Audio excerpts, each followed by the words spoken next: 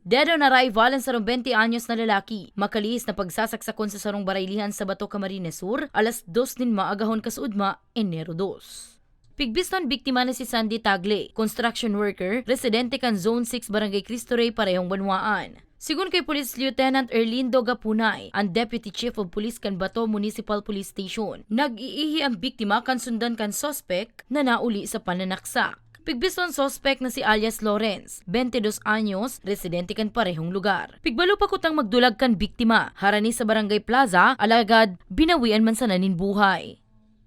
Bali, meron silang hindi nagtaintindihan sa pagkasagutan at nauwi po dun sa, kumbaga, umalis yung isa na mag-CCR.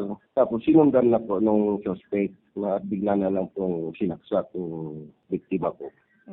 Alas 4 nin hapon kan parehong aldaw, kan maaresto sa Zone 1 kan parehong barangay ang sospek.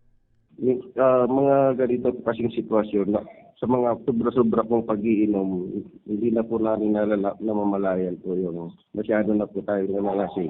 Saka mag-ingat din po tayo sa mga kainuman natin, hindi po natin alam sino po mga kainuman natin at mapagmatag po mabuti po.